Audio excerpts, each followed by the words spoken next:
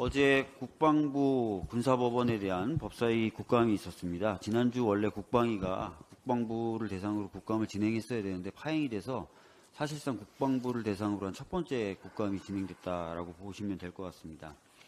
어제 사실 여러 가지 이슈가 있었지만 그 중에서도 해병대원 사망사고 및 그 사고에 대한 은폐 시도에 관련된 질문과 답변이 줄을 이뤘는데요.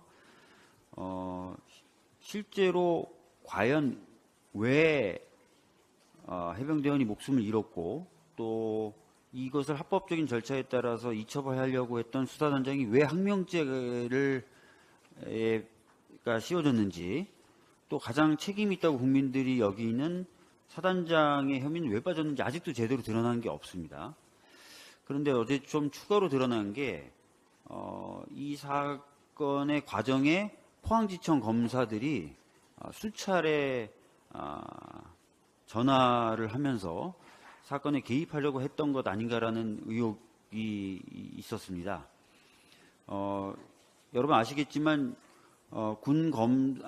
검사들도 변사 사건에 대해서는 의견 제시는 할 수 있어요. 근데 9차례나 전화를 하는 게 좀 이례적이지 않나라는 생각이 들고, 그게 왜 그러냐면 군 사망사고를 군 경찰이 민간 경찰로 넘기게 되는 거거든요. 일단 그 다음에 경찰이 수사해서 그 다음에 검찰이 보게 되는 건데, 몇 단계 건너뛰고 검찰이 계속 전화를 9차례나 했다는 겁니다.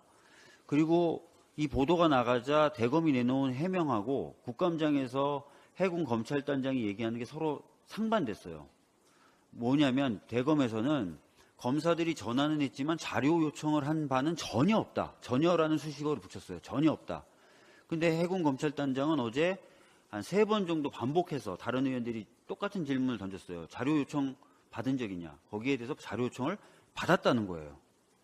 대검에서는 자료 요청을 한 바가 전혀 없다라고 해명을 했고, 해군 검찰단장은 자료 요청을 받았다라고 3번이나 답변을 하게 된 겁니다. 도대체 뭐가 진실인지 전혀 드러나지 않은 상태인데 의혹만 갈수록 커지는 것 같습니다. 그래서 이런 부분에 대해서 저희 원내대표님도 말씀하셨지만 특검, 국정조사 등을 통해서 진상규명이 좀 돼야 된다라는 말씀을 다시 한번 드리겠고요.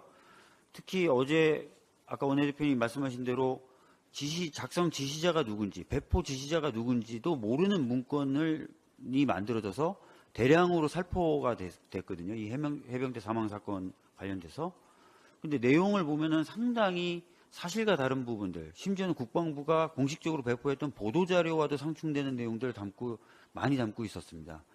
이런 문건들을 제작해서 배포하는 것 자체가 진상규명 의지가 국방부가 없는 것 아니냐라는 의구심을 가지게 충분하게 만드는 것이었기 때문에 더더욱 진상규명을 위해서 국회가 더 나서야 되겠다라는 말씀을 드리겠습니다.